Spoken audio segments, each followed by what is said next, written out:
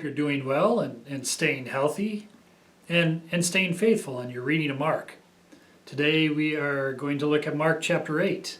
This is the turning point of the gospel for the gospel writer. From here through the rest of the gospel, Jesus will be making his way towards Jerusalem. I wonder what my family has to say about this chapter. Let's check it out. It'd be different if we were in a podcast.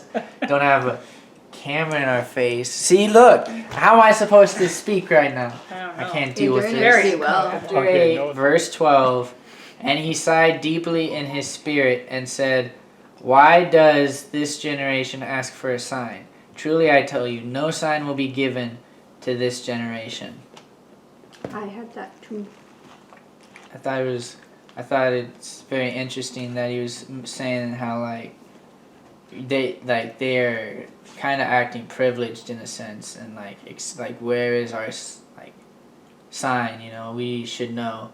And then he's like, and since you said that there's not going to be a sign, which I also thought is interesting, was it's kind of ironic because this generation is kind of going to get the biggest sign, right? Because he's going to die and then rise up. So I thought that was interesting, and that kind of shows that it wasn't necessarily directed at the people necessarily, but kind of more as like a just kind of like a saying, like if the generation isn't, so like it kind of, I took it as like it goes even until now, Well, and that too is, I mean, he's done so many different things in the past chapters with healing and with the 5,000, and he just fed 4,000 people like that, but yet they're still asking, they're still not believing, which is hard to believe.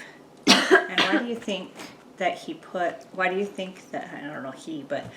think they put another story about feeding a mass crowd of people again? It seems pretty much impossible to feed 4,000 people with 7 loaves of bread, so that's just really incredible. So I think that's why they included another story about it, just because of how incredible it is that someone can do that. But he fed 5,000 people with less food. I think. Yeah, but these people have to eat more because they have to go on long trips. I think it's important because food was viewed differently back then.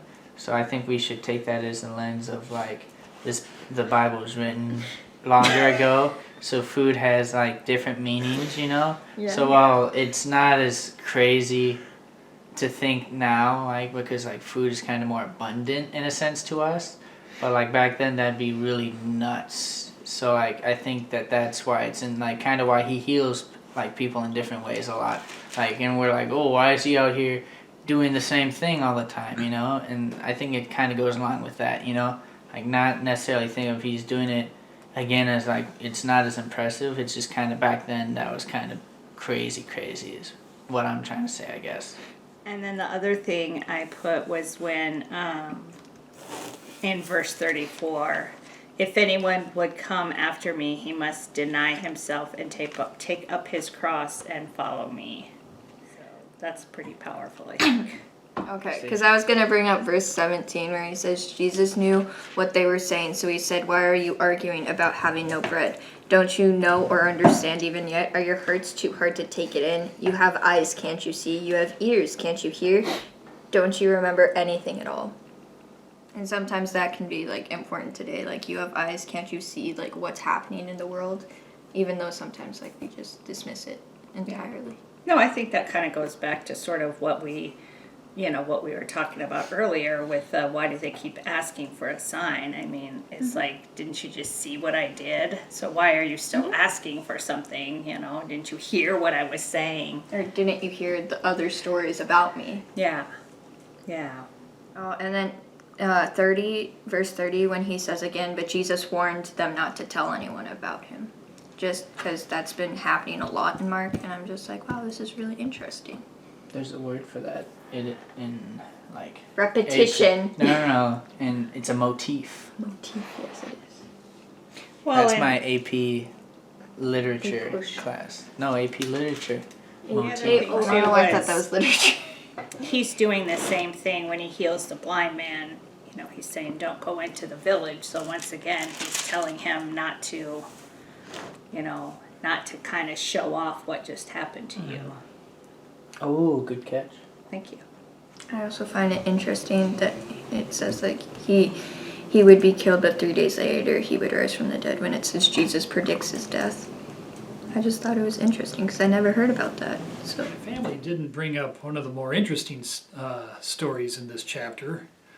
When Jesus asked the disciples, "Who do you say that I am?" If you notice, the Mark gives us the location where Jesus chooses to ask this question. Whenever the gospel writers give you a location, just like we saw in chapter 6, it's good to check it out. Sometimes it's very interesting to discover what's going on and why it takes place there.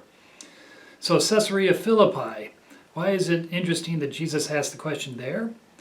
Well, first of all, this is the northernmost point that Jesus goes to during his ministry. And from this point forward, he will be moving south as he heads towards Jerusalem.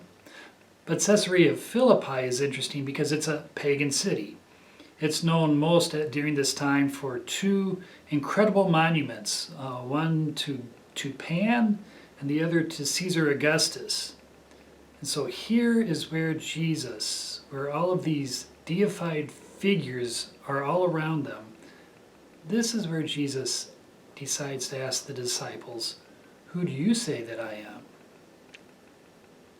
I hope you enjoyed chapter 8, and I will look forward to seeing you tomorrow as we discuss chapter 9. Say hey, it's a good